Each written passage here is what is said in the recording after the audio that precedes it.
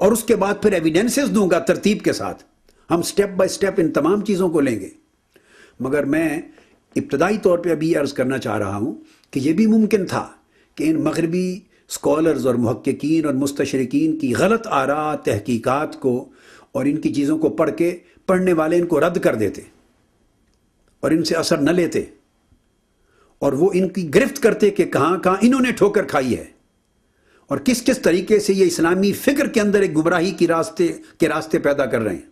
مگر جو متاثر ہوئے جس قدر لوگ متاثر ہوئے وہ رد نہ کر سکے اور انہوں نے اس فکر کو لے لیا اور ان کے اپنے فکر میں انحراف آ گیا, ان کے اپنے فکر میں بگاڑ پیدا ہو گیا اور اس بگاڑ نے پھر اس نوجوان نسل کو متاثر کیا ہے آج بھی جو تھرو آؤٹ سکولز میں گئی, کالجز میں گئی, یونیورسٹی میں گئی اور پڑھ رہی ہے اور ان کو پوری زندگی میں کوئی ایکسیس اسلام کے اوریجنل سورسز تک نہیں ہوئی اور ان کے پاس ایبیلٹی نہیں ہے, عربی زبان کے اوپر مہارت نہیں ہے, عربی کتب کا مطالعہ نہیں ہے, اوریجنل سورسز کا مطالعہ نہیں ہے. تو انہیں ایک رخ ملا ویسٹرن سکالرز کا کرٹیسزم, تنقید, اسلام پر تنقید کا گوشہ اور گمراہ کرنے کے جو افکار ہیں وہ حملہ وہ ملا. ایک طرف کی بات انہوں نے پڑھی, دوسری طرف دفاع کے لیے, اپنے ایمان کے دفاع کے لیے, عقیدے کے دفاع کے لیے ان کو کنسیپچول کلیئرٹی نہیں تھی, ان کے پاس ابنڈنس آف نالج نہیں تھا, کثیر مقدار میں علم نہیں تھا کہ اس کا دفاع بھی کر سکتے, رد بھی کر سکتے. عربی تک رسائی نہیں تھی, زبان تک, کتب تک رسائی نہیں تھی. اور زیادہ سے زیادہ اگر وہ کسی کے پاس پوچھنے کے لیے چلے گئے, ہمارے بچے میں آج کی بات کر رہا ہوں, موجودہ نسل جو پچھلے 15-20 سال میں جوان ہوئی ہے, 25 سال میں یا نصف صدی میں بھی جوان ہوئے ہیں جو لوگ, تو خود تو ہر شخص اس قابل نہیں ہوتا کہ وہ قرآن اور حدیث کا مطالعہ کرے اور اوریجنل سورسز کو پڑھے اور اسلامی تاریخ کو دیکھے اور پہلی 3 صدیوں کے ذخائر کو کھنگال کے دیکھے اور عربک سورسز میں وہ پورے سمندر علم کے جو پڑھے ہیں اس پورے کو کھنگال کے پھر دشمن کس طرح حملہ آور ہو رہا ہے اور کن کن گوشوں سے وہ دراڑ پیدا کر رہا ہے اور کتنی غلط بیانی کر رہا ہے, کتنی گمراہی پیدا کر رہا ہے, اس کی گرفت کر سکے. اب یہ استعداد تو جن کے پاس ہوگی وہی اس قابل ہوں گے نا. نوجوان نسل بیچاری کیا کرے؟ انہوں نے زیادہ سے زیادہ یہ کیا کہ اپنے محلے کے مولوی صاحب کے پاس چلے گئے, مسجد کے امام صاحب کے پاس چلے گئے, خطیب صاحب کے پاس چلے گئے اور جو ریڈیلی اویلیبل عالم تھا, جو کچھ قریب ان کے جہاں تک ان کی دسترس تھی, وہ اپنے والد صاحب کے ذریعے یہ خود ان کے پاس چلے گئے. اب ان کو تو ان انگریزی کی کتابوں کا ہی پتہ نہیں ہے. یہ میں آپ کو المیہ بتا رہا ہوں کہ یہ سارے پرابلمز کیوں پیدا ہوئے اور کیوں پرسسٹ کر رہے ہیں. اب ان کو تو یہ اعتراضات ہی معلوم نہیں ہیں. ان کی بلا جانے کہ نکلسن کون ہے, ان کی بلا جانے کولسن کون ہے, وہ کیا جانے آربری کون ہے, جوزف شیخٹ کون ہے, اینڈرسن کون ہے, سالسبری کون ہے, ہنری کیٹن کون ہے, واٹ کون ہے, ان کو تو نہیں پتا. اور نکلسن کون ہے اور انہوں نے گب کون ہے, انہوں نے کیا تنقید کی ہے, کتابوں میں کیا لکھا ہے,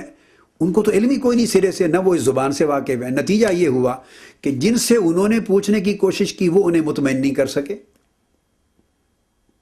اور اپنا سورس نالج کا ان بیچاروں کے پاس نہ تھا نہ ہے.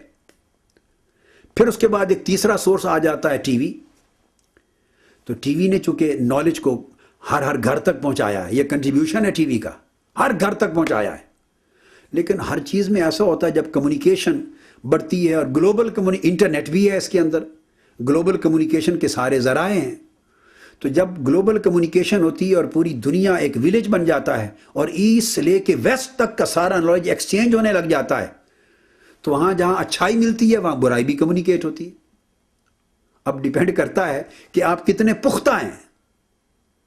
تو جب آپ اچھائی لے رہے ہیں اسی سورس سے برائی بھی مل رہی ہے, اور اگر آپ کے نالج میں ہی نہیں ہے, ڈیفرینشیٹ ہی نہیں کر سکتے کہ اچھائی کیا ہے اور برائی کیا ہے, درست کیا ہے, غلط کیا ہے, سچ کیا ہے, جھوٹ کیا ہے, یہ تنقید جو کی گئی ہے یہ تنقید درست ہے یا بیس لیس ہے.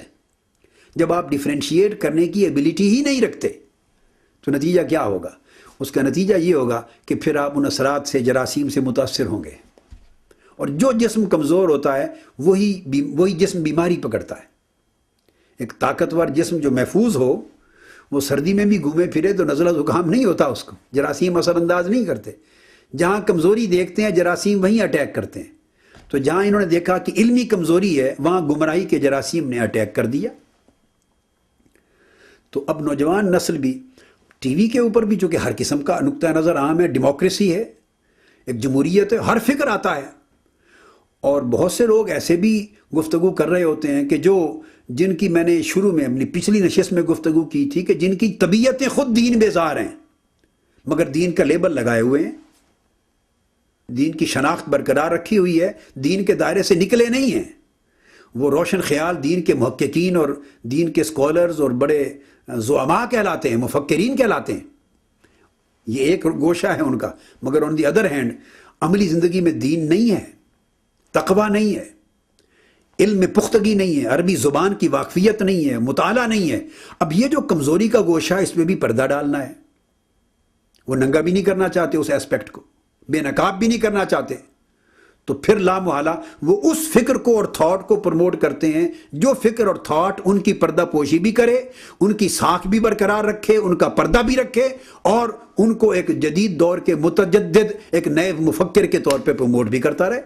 اور یہ بات سوٹ کر جاتی. پھر نوجوان نسل متاثر ہوتے ہیں کہ جی اس نے یہ کہا، فلاں صاحب میں نے اس دن مذاکرہ سنا وہ یہ کہہ رہے تھے، فلاں دن مذاکرہ سنا گفتگو ہو رہی تھی وہ یہ کہہ رہے تھے، فلاں نے یہ کہا. اب اس بیچارے کو نہ آگے کا پتہ نہ پیچھے کا پتہ، تو جو کچھ سنے گا اس کے اوپر وہ یقین کر لے گا. یہ ایک المیہ ہے نوجوان نسل کا، جس کی وجہ سے میں نے چاہا کہ میں اس سبجیکٹ کو اپنی سلسلہ وار گفتگو اور اپنی ٹاکس کی ایک پوری سیریز کا عنوان بناؤں، اور کوشش کروں کہ اللہ رب العزت کی توفیق سے اپنی جو اللہ رب العزت کی اور خیرات ہے حضور علیہ السلام کے نالین پاک کے تصدق میں، اس کے توسط میں جو خیرات ہے وہ میں اپنی بیٹوں کو، اپنے فرزندوں کو، اس موجودہ جنریشنز کو، امت مسلمہ کی نوجوان نسل تک وہ پہنچاؤں تاکہ زیادہ سے زیادہ ان کنسیپٹس میں اپنے آپ کو وہ درست کر سکیں. اب میں یہ بات کہنا چاہوں گا کہ اسباب ہمارے ہاں جو یہ فکر حجیت حدیث اور حجیت سنت کے انکار کا فروغ پا گیا ہے یا فروغ پا رہا ہے، اس کے اسباب کیا ہیں. آج کی گفتگو میں ہم اس چیز کو ہائی لائٹ کرتے ہیں مزید.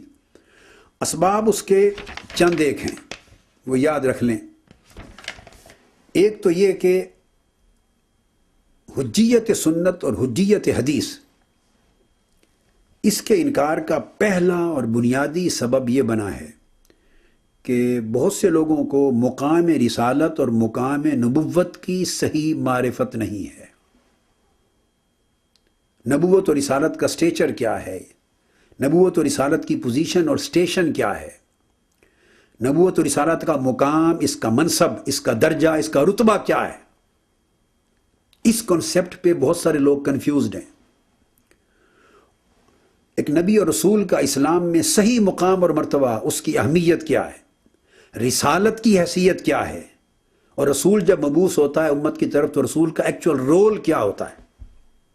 اس کا کیا رول ہے، اس کی کیا رسپانسبلٹی ہے، اللہ تعالیٰ اس کے ذمہ کیا کیا فریضہ دے کر بھیجتا ہے، اور وہ کن کن مقاصد کو پورا کرنے کے لیے آتا ہے. تو اس کے پورے رول کو نہیں سمجھا گیا، نبی اور رسول کے پورے مقام اور مرتبے کو نہیں سمجھا گیا، اور نبوت اور رسالت کی حیثیت اس کو نہیں سمجھا گیا. اس میں جو فہم میں کوتاہی یا کمی یا کجی ہو گئی، اس کا ایک منطقی نتیجہ یہ بھی نکلا کہ اس کی وجہ سے سنت اور حدیث کی اہمیت بھی کم ہو گئی ذہن میں. دوسرا، جیسا کہ میں نے عرض کیا، مغربی مفکرین جن کو ہم اورینٹلسٹس کہتے ہیں، اور وہ مستشرقین خاص ٹرم ہے ان کے لیے، انہوں نے مختلف مغالطے پیدا کیے، اور ان کی تحریروں سے جو مختلف فکر جنم لے چکے ہیں، اور مسلمان بعض اسکالرز اور بعض مصنفین ان سے متاثر ہوئے ہیں، انہوں نے نبی اور رسول کے رول کو متعین کرنے میں جو ٹھوکر کھائی ہے، اور نبوت اور رسالت کے مقام و مرتبہ کو سمجھنے میں جو ٹھوکر کھائی ہے، اس ٹھوکر کھانے سے چند ایک غلط کانسیپٹس ڈیولپ ہو گئے. ان میں سے ایک کنسیپٹ یہ ہے، جو غلط کنسیپٹ ڈیولپ ہوئے ہیں، جن کی اصلاح کیے بغیر اور جنہیں صحیح طور پہ سمجھے بغیر ہم سنت اور حدیث کی حجیت اور سنت اور حدیث کی ناگزیریت اور سنت اور حدیث کے صحیح مقام و مرتبہ اور اہمیت کو نہیں سمجھ سکیں گے. تو ایک تو غلط رائے اور غلط مفروضہ اور غلط نظریہ یہ قائم ہو گیا